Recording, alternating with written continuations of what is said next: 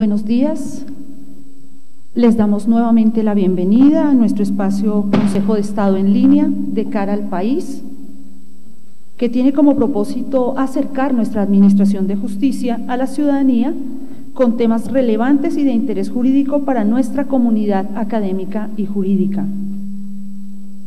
Saludamos en este momento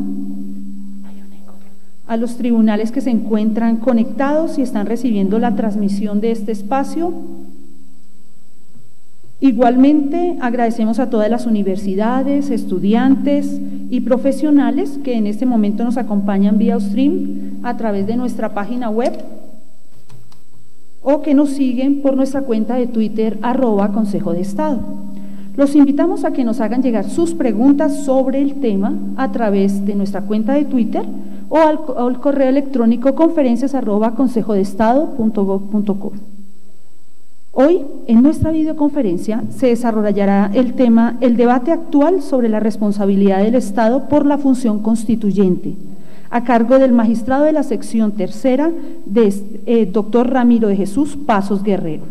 Hace la presentación el presidente de la corporación, doctor Luis Rafael Vergara Quintero. Hola, buenos días a todos.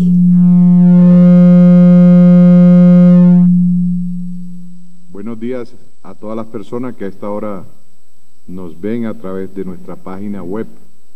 Bienvenidos a su espacio, el Consejo de Estado en línea, de cara al país, que es un programa que busca acercar a esta corporación con la ciudadanía, mediante el sistema de videoconferencias que estamos realizando y transmitiendo 2 veces al mes.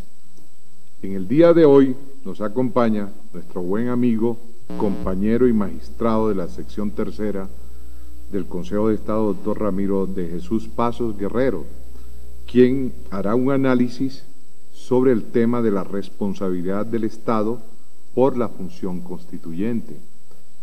El doctor Pasos es abogado de la Universidad de Nariño, especialista en Derecho Público de la Universidad Nacional y máster en Estudios Avanzados de Doctorado de la Universidad Carlos III de Madrid, España.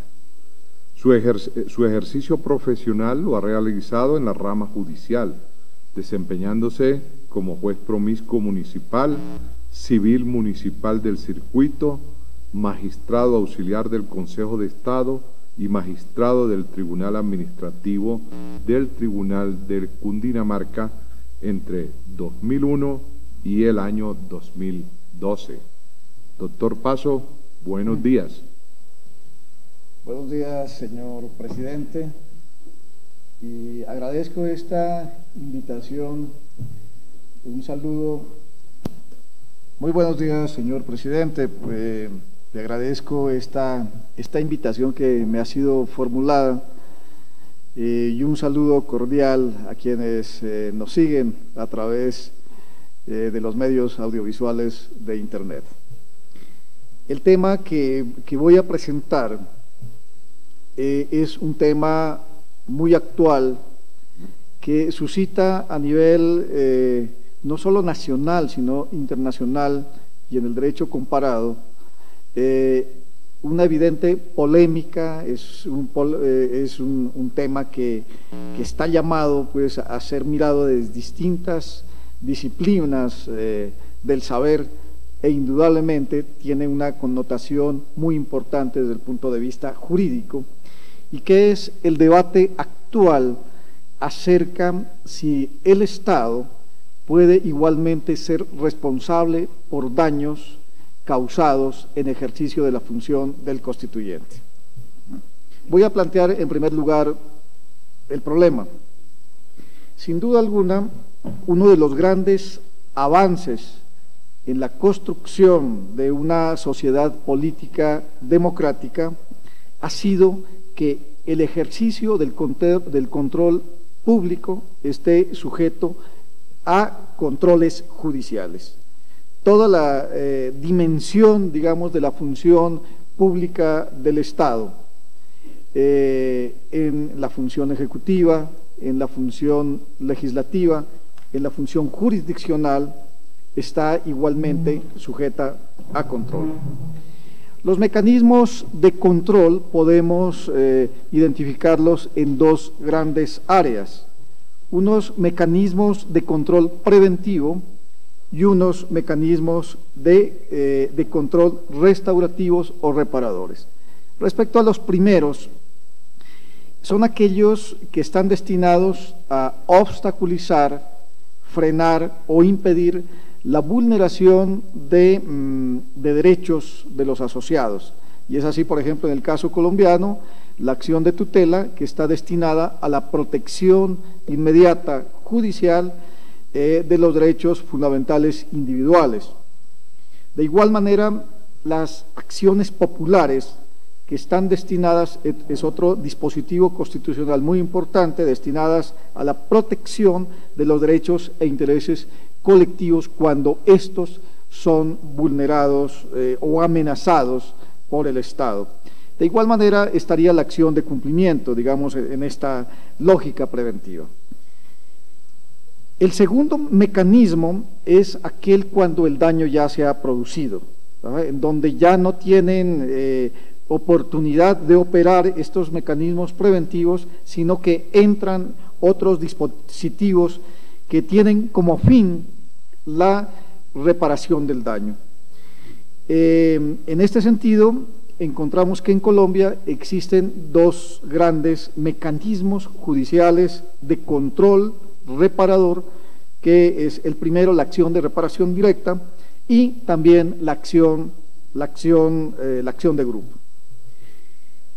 Ambos, tanto los mecanismos de control preventivo como restaurativo, están destinados a proteger los derechos de los asociados y, si bien es cierto, las soluciones para los casos específicos, igualmente las decisiones que allí se definen tienden a producir efectos disuasivos y pedagógicos en general en la función pública.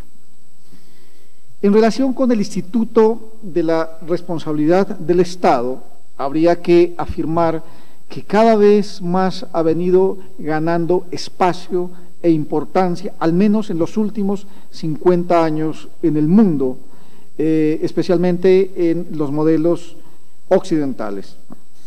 Y gracias al gran impulso que ha tenido, uno, el derecho interno de los países, y dos, los importantes desarrollos del derecho internacional. Sin embargo, este proceso no ha estado exento de dificultades, de insuficiencias y aún de tropiezos. En Colombia sabemos cómo el constituyente de 1991 escogió la fórmula política del Estado de Derecho constitucional, social y democrático.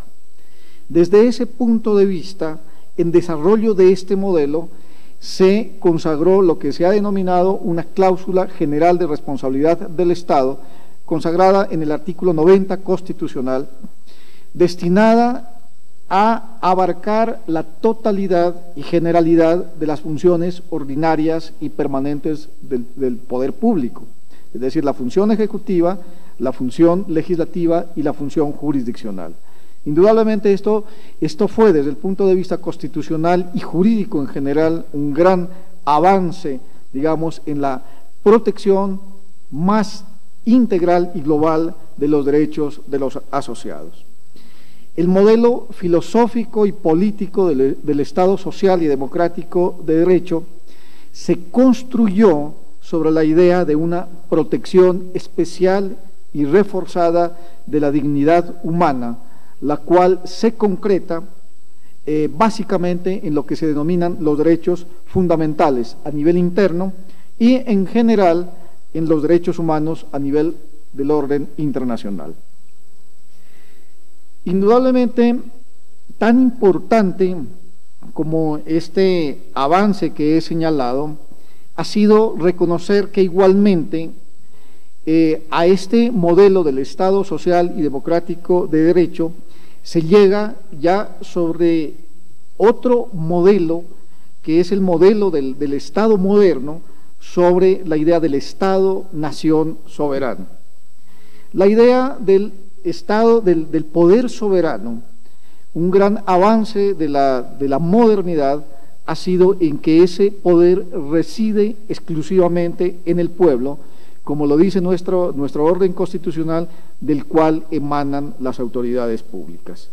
Y de allí que se denomina a este modelo como un Estado democrático, es decir, que las decisiones fundamentales del Estado sean fruto de decisiones colectivas con el máximo de consenso posible y una mínima imposición, ¿verdad?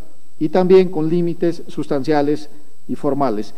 Es, en últimas, el concepto de democracia sustancial que ha venido trabajando en los últimos años un gran pensador de nuestra época, como es el profesor italiano Luigi Ferrajoli. De tal manera que la modernidad se construyó sobre la idea del Estado soberano, es decir, un Estado no sujeto a límites ni a ninguna otra autoridad, de tal manera que sus decisiones son legítimas y obligan a todos. ¿Y por qué? Porque cuando el soberano se manifiesta, esa expresión de voluntad se constituye desde el punto de vista jurídico constitucional en la función constituyente. Y entonces aquí viene la gran pregunta: ¿qué sucede si en el ejercicio de la función constituyente, que por esencia se ha considerado que no está sujeta a límites ni controles, se producen daños a los asociados, a uno o a un grupo de asociados por decisión de la mayoría soberana del pueblo? Y entonces aquí esto nos conlleva a preguntarnos si es posible sostener de que aún en estos niveles tan altos de decisión, como es cuando se manifiesta el soberano en un acto constituyente, puede dar lugar a una responsabilidad del Estado. Respecto a esta problemática, voy a exponer dos teorías.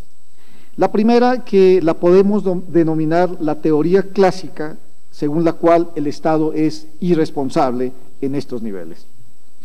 Y se ha considerado que el ejercicio del poder constituyente, que es precisamente en este nivel, tiene las siguientes características. Digamos, esta es la gran teoría de la modernidad con la que llegamos a fundar un nuevo modelo de Estado moderno.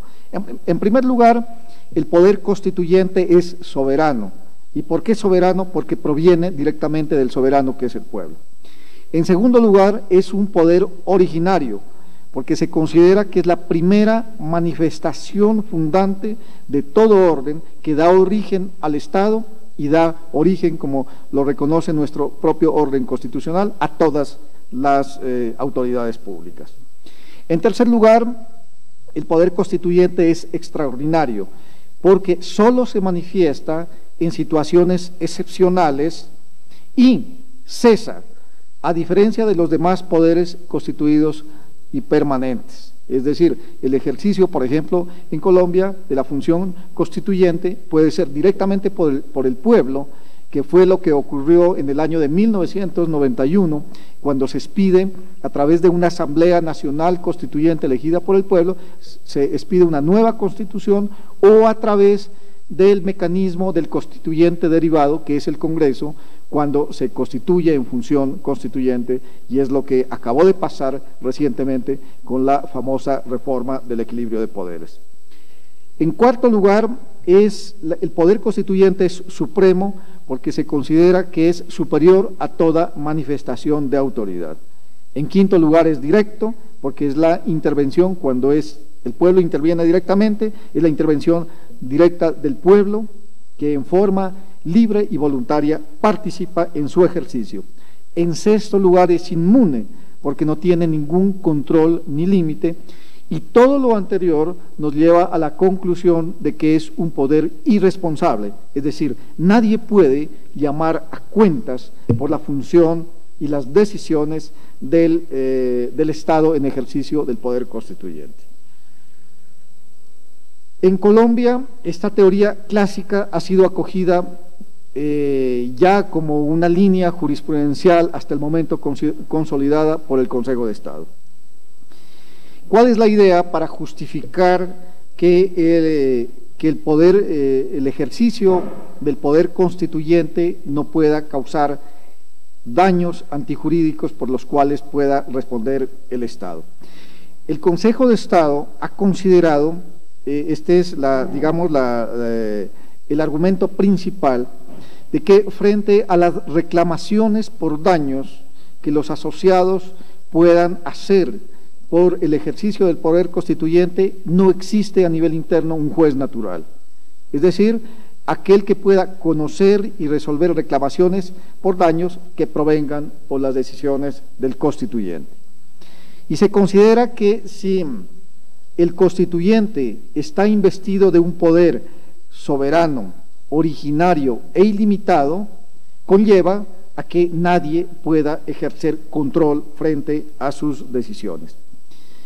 En el caso colombiano, esto es tan evidente que la propia Asamblea Nacional Constituyente, cuando expide la nueva Constitución, en el artículo 59 transitorio, estableció de manera expresa que los actos y decisiones de la Asamblea Nacional Constituyente no tienen control jurisdiccional alguno. En el fondo, desde el punto de vista jurídico y político, no es más que una exaltación del principio democrático, es decir, de las decisiones de la mayoría. Desde este punto de vista, no es posible que el poder constituido, como es el poder judicial, pueda asumir, abrogarse competencia, la cual no está asignada por el orden constitucional para poder controlar los actos del constituyente. Esta tesis que hasta el momento ha mantenido el Consejo de Estado se ha desarrollado al menos en dos decisiones tipo que han marcado esta línea jurisprudencial. La primera se trató de una demanda, es la primera demanda que formula un ciudadano, bueno, fueron muchos ciudadanos, pero en este caso es la primera demanda que se plantea por parte de un ciudadano por el ejercicio del poder constituyente en una demanda de reparación por daños. Esto ocurrió a raíz de la famosa revocatoria del mandato que por decisión de la Asamblea Nacional Constituyente, cuando se instala, una de las primeras decisiones fue suspender el ejercicio del Congreso, que igual manera como la Asamblea Nacional Constituyente había sido este Congreso elegido en el año de 1990 para el periodo constitucional 1990 a 1994. La Asamblea Nacional Constituyente dispuso que durante todo el ejercicio, que aproximadamente fue de 6 meses, el Congreso quedaría suspendido. Sin embargo, ¿qué ocurrió? Desde el punto de vista político, este Congreso elegido en el año de 1990 nunca más volvió a sesionar porque, por decisión de la Asamblea Nacional Constituyente, citó a nuevas elecciones y por lo tanto, en el año de 1991, y por lo tanto, quienes fueron elegidos también por el pueblo no pudieron ejercer la función constituyente. Aquí se presenta una serie de demandas por parte de los congresistas que se vieron impedidos de realizar el ejercicio de su función legislativa y en consecuencia demandaron al Estado por los daños que le habían sido imputados, que básicamente eran de 2 clases.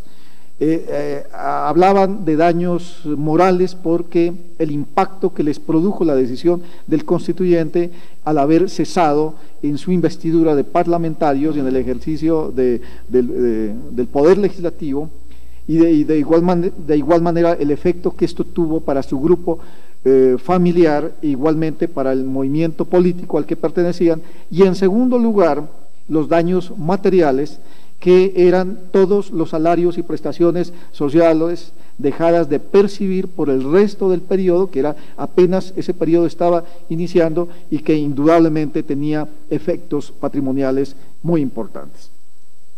Aquí el Consejo de Estado negó en una primera sentencia, era el primer caso que se presentaba y en consecuencia por importancia jurídica, la sección tercera la llevó a la sala plena del Consejo de Estado contenciosa y el 13 de diciembre del año de 1995, expediente S-470, asume el conocimiento, la sala plena, y decide inhibirse frente a esa reclamación de estos ciudadanos, porque dijo que el Consejo de Estado, como poder jurisdiccional constituido, no podía llamar a cuentas por el ejercicio del poder constituyente. Años después, llega igualmente al Consejo de Estado también otra demanda, incluso con una argumentación supremamente interesante, digamos, frente a esta problemática.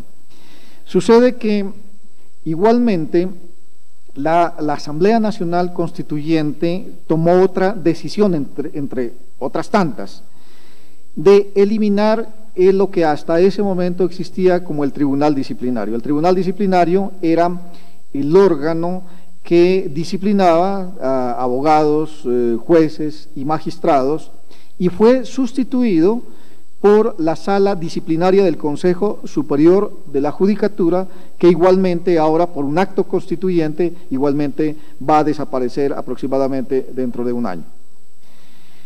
Aquí se demanda igualmente al Estado por los daños causados por el ejercicio de la función constituyente, y se alega una tesis que no se había discutido antes, una tesis interesante que era acerca de los derechos adquiridos. Estos magistrados que cesaron igualmente en sus funciones reclamaron que se le debían indemnizar los daños por cuanto habían accedido a la función pública a través de un concurso público de méritos y que por decisión del constituyente no pudieron terminar su periodo para el cual fueron elegidos. Era un periodo igualmente de 8 años, y en consecuencia que el Estado estaba llamado a responder por esos daños. El Consejo de Estado en segunda instancia asume el conocimiento de esta demanda y en una sentencia del 22 de abril del año 2004, el expediente 12.551, confirmó la sentencia del Tribunal Administrativo de Cundinamarca que negó las pretensiones.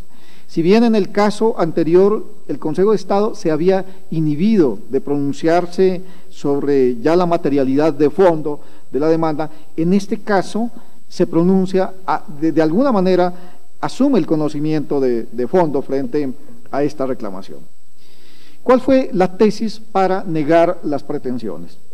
Y aquí es una tesis polémica, pero supremamente interesante desde el punto de vista académico y jurídico. Y dijo el Consejo de Estado, la teoría de los derechos adquiridos que reclaman los demandantes no es aplicable en tránsito constitucional, solo es aplicable en circunstancias de tránsito legal. Reconocer derechos adquiridos frente a la decisión del constituyente sería negar el carácter originario y supremo del acto constituyente, y de ser así, esto conllevaría a una crisis constitucional permanente, porque estarían sobreviviendo situaciones en el nuevo orden constitucional que ya cesaron del orden anterior. Y se reafirma en las tesis anteriores en el sentido de que el ejercicio de la soberanía popular es un interés supremo al cual debe ceder todo interés particular. En conclusión, esos esos derechos adquiridos alegados por los demandantes no existen porque carecen de fundamento jurídico y en consecuencia no hay daño antijurídico que indemnizar. Digamos, allí está planteado el debate. Sin duda alguna, y mi posición de aquí en adelante solo me compromete en el sentido de un análisis académico, no compromete a la institución, porque es claro que hasta el momento la posición del Consejo de Estado ha sido negar toda clase de responsabilidad por la función del constituyente. Sin embargo, me invita a revisar este planteamiento y a cuestionarlo al menos. Sin duda alguna, habría que reconocer que los postulados clásicos de la soberanía del Estado y del poder constituyente en su dimensión de ser un poder ilimitado deben ser al menos revisados o pensados o repensados a la luz de las nuevas teorías jurídicas y políticas contemporáneas. Sin duda alguna, el derecho internacional y las dinámicas de la globalización formulan serias preguntas a esa tesis tradicional de que el Estado es un Estado soberano e ilimitado. Sin duda alguna, por lo menos en los últimos 50 y más años, lo que encontramos es un gran desarrollo del derecho internacional en donde, sin lugar a dudas, como sucede en el caso colombiano, se está reconociendo de que el Estado igualmente está sujeto a límites supraestatales, que de alguna manera condicionan sus amplias potestades tradicionales. Esa es la realidad. Los estados hoy en día son estados interdependientes, que actúan bajo dinámicas nuevas, en donde la cooperación internacional está en la agenda pública del orden del día. E incluso para la solución de problemas internos, problemas domésticos, se apela, digamos, también a la cooperación internacional.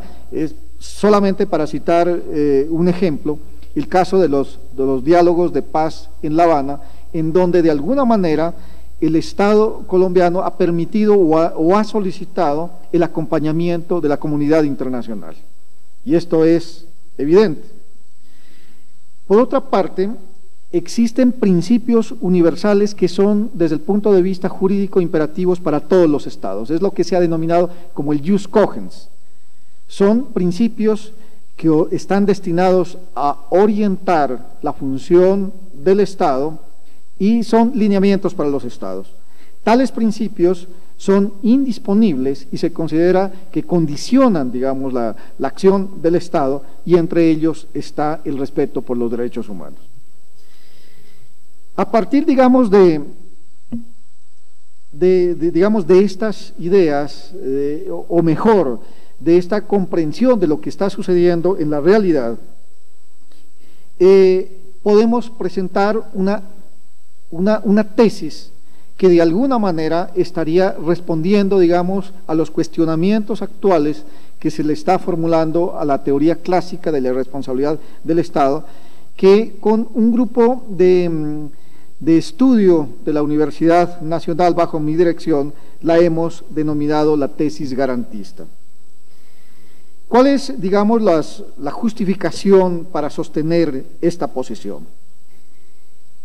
Consideramos que el Estado está llamado a responder por el ejercicio irregular de toda la función estatal, y aún el ejercicio de la función constituyente cuando produce daños especialmente a los derechos humanos. Y es que sucede que con los derechos humanos, no solo desde el punto de vista nacional, sino fundamentalmente internacional, los derechos humanos están protegidos por lo que se denomina el principio de inmunidad. Este principio de inmunidad hace que en su fundamento tenga una gran justificación ética y jurídica en el derecho internacional de los derechos humanos y en el jus cogens.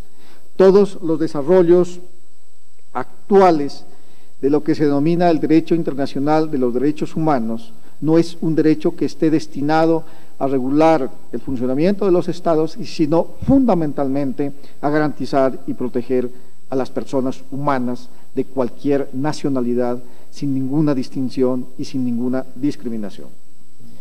Esto nos lleva a plantear que esta tesis garantista se sustenta en los siguientes postulados.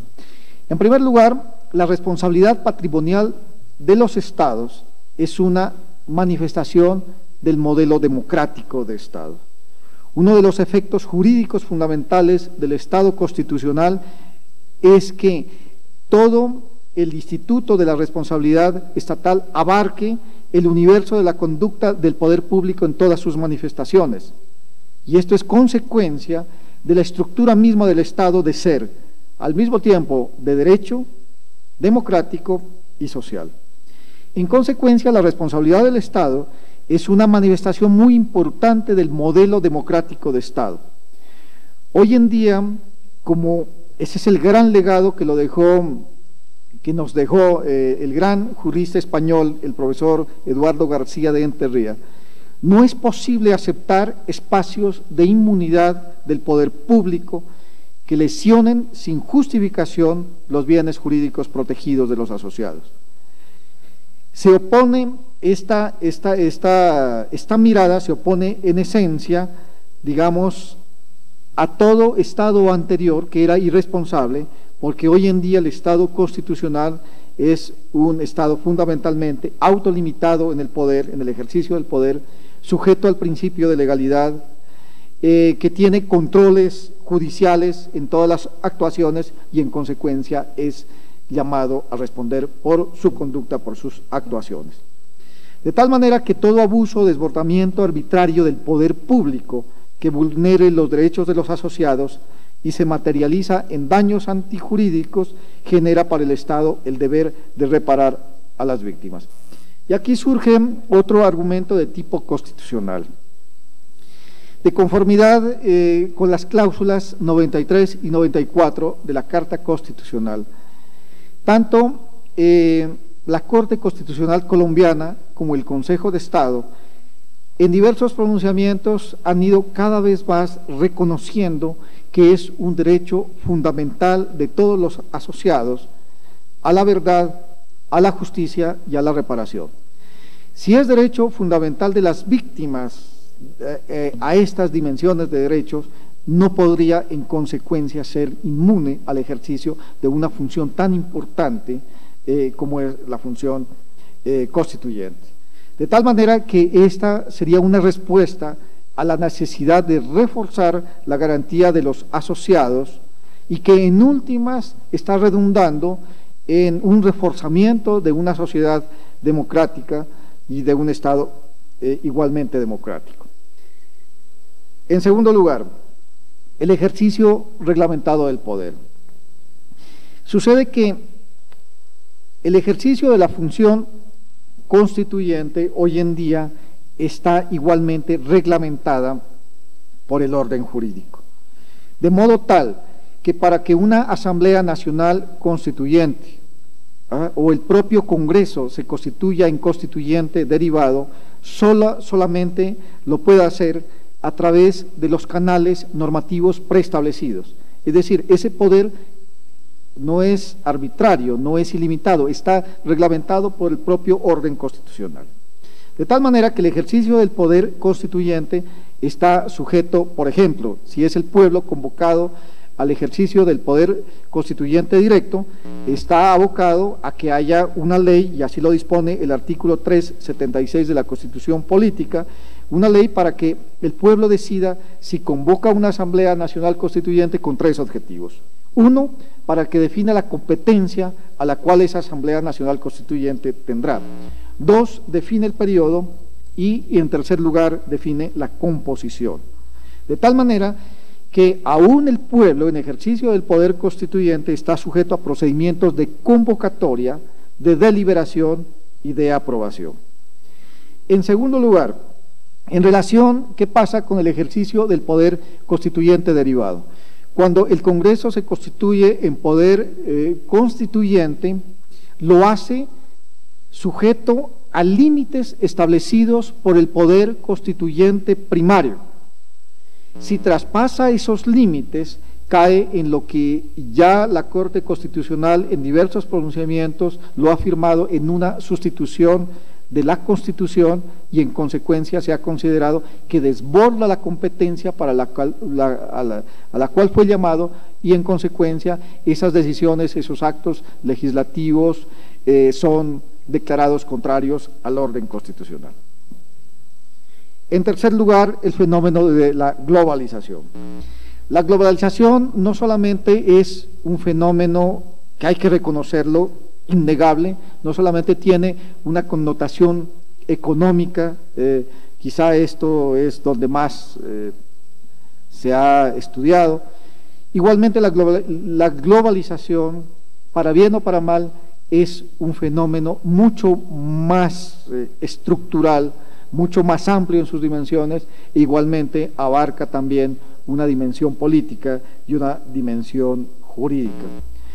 Desde ese punto de vista podemos llegar a considerar que ese concepto de soberanía clásica en la cual nace el Estado moderno viene sufriendo diversas variaciones. Esos límites supraestatales que condicionan las amplias potestades del Estado indudablemente ponen en entredicho la teoría clásica de un Estado soberano.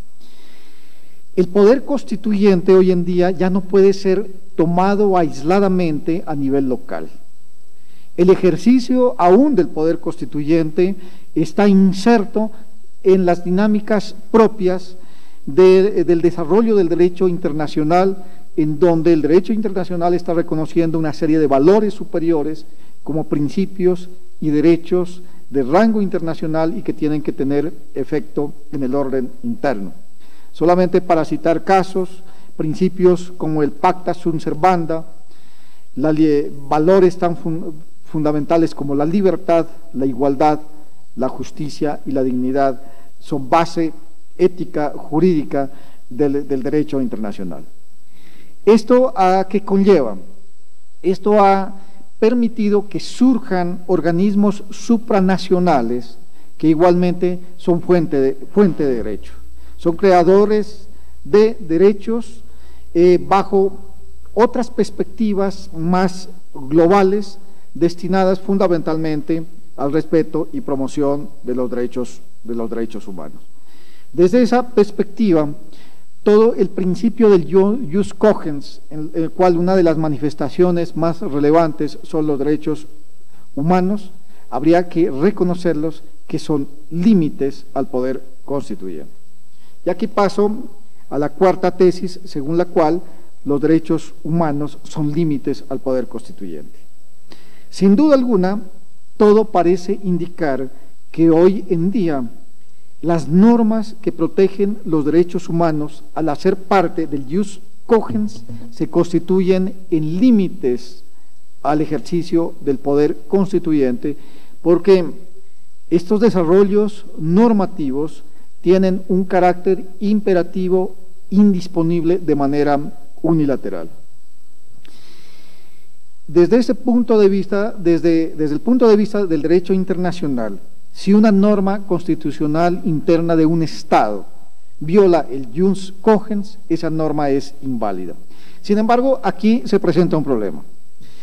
Sucede que hasta este momento el derecho internacional público no ha diseñado instrumentos eficaces de garantía concreta que permitan un control abstracto de normas constitucionales de los Estados en orden a hacer un juicio de lo que podríamos denominar un juicio de convencionalidad. Sin embargo, habría que reconocer que se han ido abriendo camino en el estudio de casos particulares o puntuales destinados precisamente al ejercicio de este control. En el caso del Sistema Interamericano de Derechos Humanos, Voy a exponer dos casos relevantes en los cuales estarían en esta lógica de control y que tienen que ver con la responsabilidad del Estado. El primer caso es el denominado caso Barrios Altos versus Perú. ¿Cuáles fueron los supuestos fácticos de esta decisión que la Corte Interamericana de Derechos Humanos va a tomar?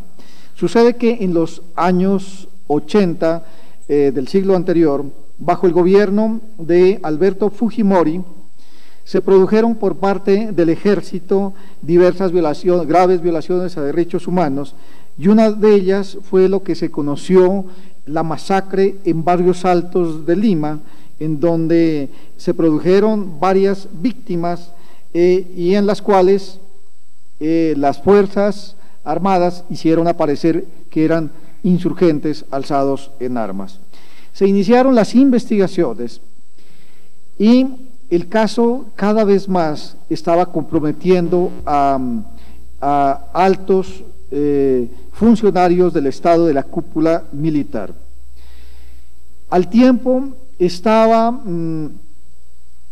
sesionando lo que se denominó un Congreso Constituyente en orden a introducir importantes reformas a la Constitución del Perú.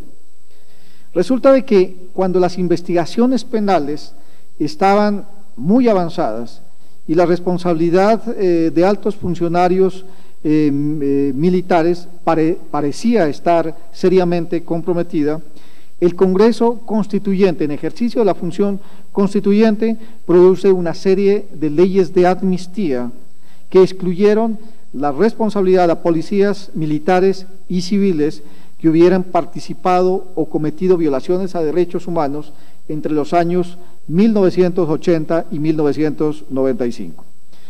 Esto condujo a que se archivaran las investigaciones judiciales y se evitara por parte de las víctimas justicia de verdad, de reparación y que los culpables sean sujetos, digamos, a la justicia penal.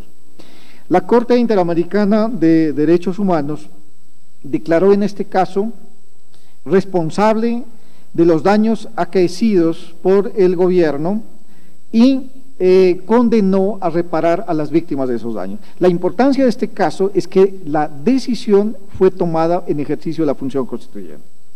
Como ya me quedan 5 minutos, voy a presentar el otro caso y redondear la exposición. El segundo caso, que también es muy importante y quizá más importante que el anterior, es el denominado caso La Última Tentación de Cristo versus Chile. Sucede que se produce en los años 90 una película denominada La Última Tentación de Cristo, que fue rechazada por una serie de movimientos religiosos y de estirpe conservador, porque se decía que profanaba la figura y la imagen de Cristo. Y es así, curiosamente sí se exhibió algunas cortas semanas en Colombia. Bueno, sin embargo, ¿qué sucedió? La productora, que era una productora norteamericana, quiso introducir su exhibición igualmente en Chile, y en Chile se había acabado de aprobar la Constitución que hasta ahora está vigente, que fue expedida bajo el gobierno del general Pinochet. En esa Constitución existía una disposición constitucional que establecía una especie de censura a la exhibición y publicidad de producciones cinematográficas. Había un comité de calificación de las producciones culturales y ese comité rechazó la exhibición de la película en Chile. Los productores se sintieron afectados por la decisión, llevaron el caso a la justicia interamericana, y es así como la Corte Interamericana de Derechos Humanos consideró que aquí se había producido una violación del derecho a la libertad de expresión y de información, lo cual estaba en contravía con la Convención Americana de Derechos Humanos, en la cual Chile era parte. Y de tal manera, no solamente ordenó la reparación económica de las víctimas, de la productora que por la pérdida de oportunidad en no haber podido, la pérdida del lucro, en no haber podido presentar la película en Chile, sino que dio un paso mucho más allá, un paso audaz, que fue ordenar la modificación de la Constitución. Y aquí dijo, esta Constitución está en contravía con la Convención Americana y le damos el plazo, creo que fue de 1 año, para que el Estado chileno modifique su Constitución, y efectivamente el gobierno que siguió a Pinochet lo hizo y modificaron la Constitución. ¿Esto a qué conllevaría? Aquí la importancia es que, sin duda alguna, no solamente se repara a las víctimas por el daño causado por el constituyente, sino que una autoridad supranacional está ordenando al Estado modificar su propia Constitución. Y en consecuencia, aquí viene, y con eso yo finalizaría mi exposición para invitar a las preguntas que quieran formularse. Frente a este panorama, ¿qué hacer en casos en los cuales, por decisión del constituyente, es decir, la mayoría del pueblo constituido en función directa, ¿no?, el propio soberano, o el Congreso, por mayorías, deciden modificar la Constitución? Pongamos un supuesto hipotético en el cual se afecten o se limiten o se eliminen los derechos fundamentales de determinada grupo político, humano, etcétera, etcétera. Esto aparentemente podría ser simplemente una mera hipótesis. Sin embargo, por ejemplo, en contextos como en Europa, algunos partidos radicales han planteado la necesidad de limitar derechos fundamentales a extranjeros, especialmente, a los que se consideran inmigrantes, que no son ciudadanos plenos, sino que debían ser ciudadanos con ciertas limitaciones constitucionales en el ejercicio de sus derechos. ¿Qué sucede en consecuencia si por decisión del constituyente, ya sea primario o derivado, es decir, por una decisión mayoritaria del pueblo si es directo, o una decisión mayoritaria del Congreso, se llegue a limitar o afectar los derechos fundamentales? Por ejemplo, legitimar la tortura, legitimar la desaparición forzada, o justificar graves violaciones de derechos humanos. Esos afectados no tendrían la posibilidad de reclamar por los daños infligidos por el propio constituyente. Si bien es cierto, se podría pensar que la salida está, digamos, desde el punto de vista del orden internacional, que sería el sistema interamericano el que estaría llamado. Sin embargo, debemos reconocer que la justicia internacional tiene también sus limitaciones, ¿verdad? No es tan fácil recurrir a los organismos internacionales y que asuman el conocimiento de un caso y que decidan. De igual manera, digamos, desde el punto de vista, digamos, de decisión en tiempo, no es una justicia que tiene que estar llamada a ser una justicia general, sino fundamentalmente es una justicia residual.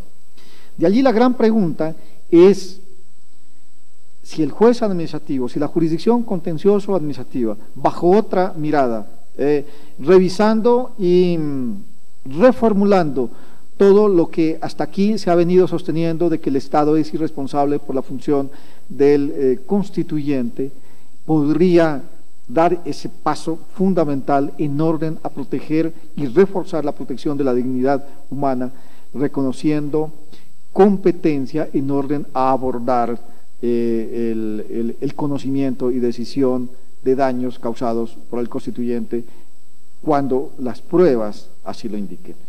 Yo dejo planteado, digamos, esta problemática, dejo estas inquietudes y aspiro que sea una oportunidad para que se debata de manera seria, desde distintos puntos de vista, el estado actual, digamos, de esta posición jurisprudencial que en mi concepto merece al menos ser repensada en orden a reforzar, como he dicho, la protección de los derechos fundamentales, que es una garantía para los cuales los jueces debemos hacerlo. Muchas gracias.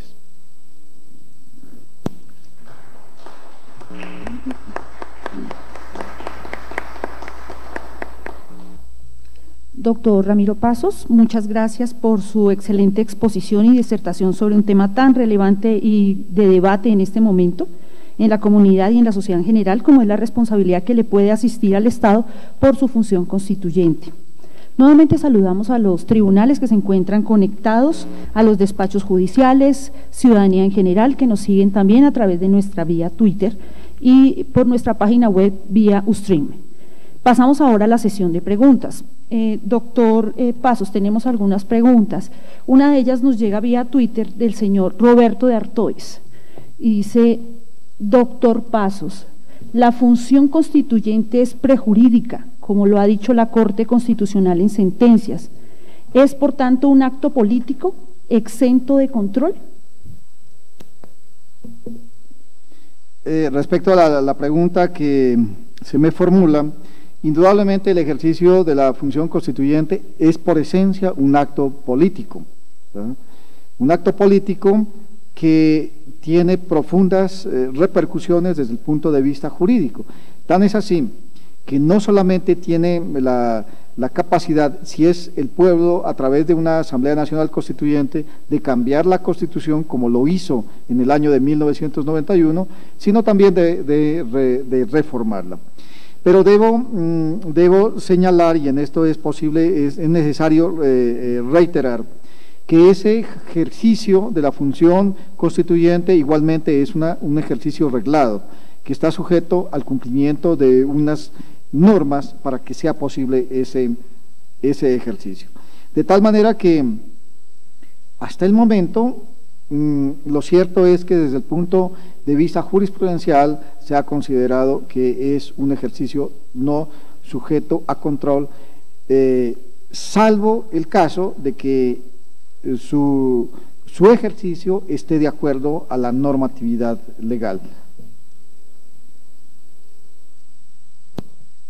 Hay otra pregunta también por Twitter. El señor Harry Samir nos pregunta: doctor Pasos, ¿hasta qué punto el Estado colombiano está sometido a límites supraestatales y las prerrogativas trazadas por el ius cogens?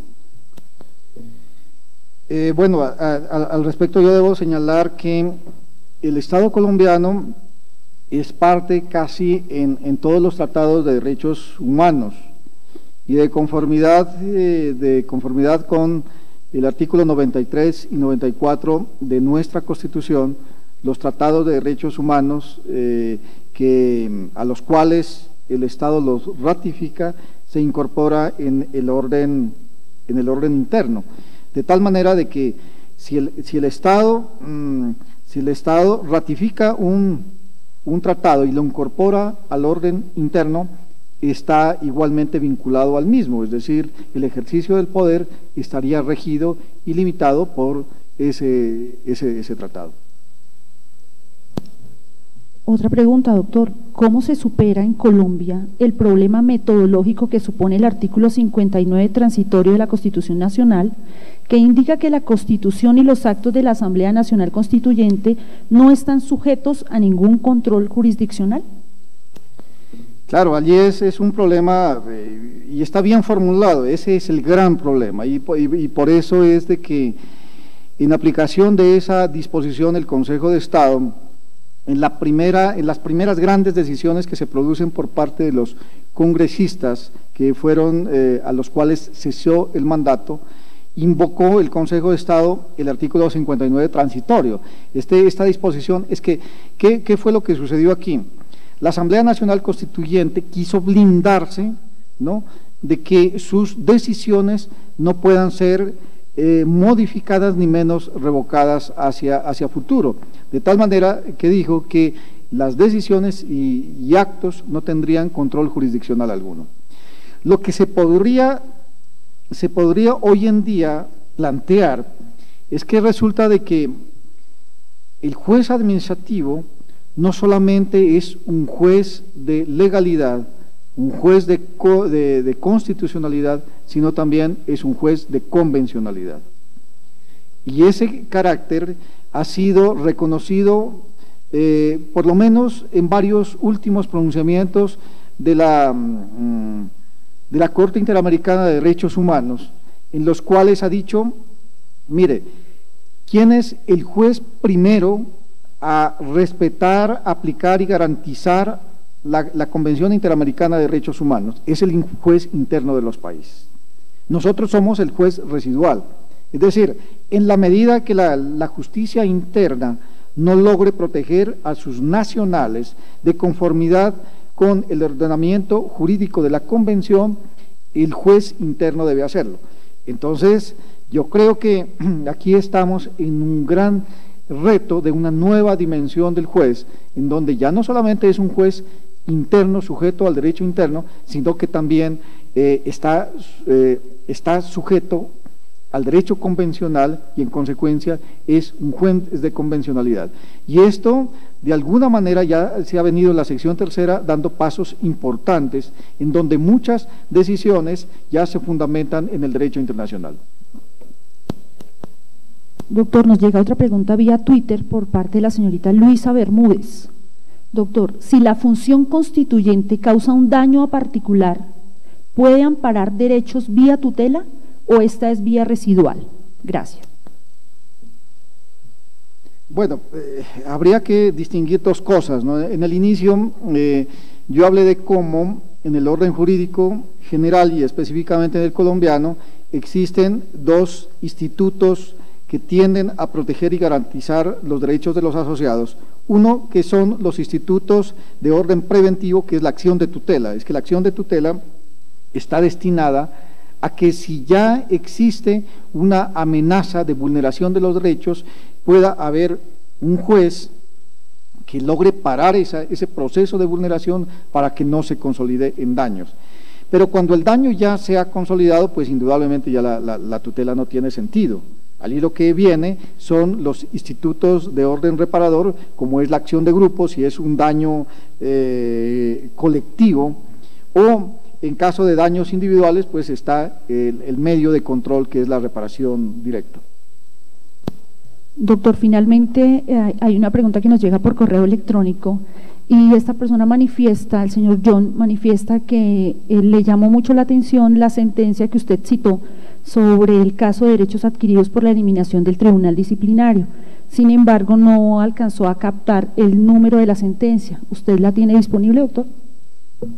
Sí, respecto a la sentencia, a ver, es una sentencia que se produce en el año de 2004 por parte de la sección tercera del Consejo de Estado y que tiene, la tengo anotada aquí en mis apuntes para… es la sentencia del 22 de abril del año 2004, expediente 12.551, magistrado ponente Alier Eduardo Hernández. Es allí en donde se analizó el caso precisamente de la demanda en la cual se reclamaba el reconocimiento de derechos adquiridos por parte de estos ciudadanos y que fue negada por parte del Consejo de Estado. Doctor, usted nos comentaba al inicio de la videoconferencia sobre una publicación que hay al respecto. Quisiera comentarnos cuál es, que creería yo que es de interés para la comunidad académica y jurídica. Pues al respecto yo había hecho referencia en mi exposición. Este debate tuvimos oportunidad de presentarlo, un grupo de investigación de la Universidad Nacional, denominado Grupo de Estudios en Derecho Administrativo, en una publicación que salió hace 2 años y que hoy en día está en vía electrónica y de acceso gratuito. en donde la publicación se denomina la responsabilidad del Estado por la función constituyente, el caso colombiano. Y entonces allí podrían acceder a la publicación, y en donde al menos se presenta el importante debate de que llegamos a plantear la posibilidad de que no solamente el juez administrativo pueda asumir el conocimiento, sino también decidir de fondo bajo la dimensión de la responsabilidad objetiva del Estado. Y en consecuencia, aquí lo que se plantea como una posición sujeta desde luego a debate es que en estos casos el Estado pueda ser llamado a responder no por una falla del servicio, porque desde luego el ejercicio de la función constituyente es legítima y quizá la más alta legitimidad que pueda haber en una sociedad y en un Estado democrático, pero que sin embargo puede causar daños, y entonces podría esos daños estar enfocados a partir de lo que se denomina el título de imputación del daño especial, en el cual el Estado, por una actuación legítima, causa un daño y sin embargo esos daños deben ser reparados porque se causó un daño especial, anormal, en el cual la víctima no tiene por qué soportarlos. Muchas gracias, doctor Pasos. A los interesados en conocer la publicación sobre el tema, en nuestra cuenta de Twitter hemos dejado el link donde ustedes pueden consultarlo. A los presentes, muchas gracias por su asistencia. A todos los tribunales, despachos judiciales que están conectados a través de nuestra página web y Twitter, muchas gracias por seguir nuestra transmisión. De nuevo reiteramos el agradecimiento al doctor Pasos por su tiempo y disposición sobre la disertación tan interesante que nos ha conducido en esta mañana. Los esperamos en nuestra próxima videoconferencia en este espacio Consejo de Estado en línea de cara al país, que se realizará el próximo 30 de julio. Los esperamos. Buen día.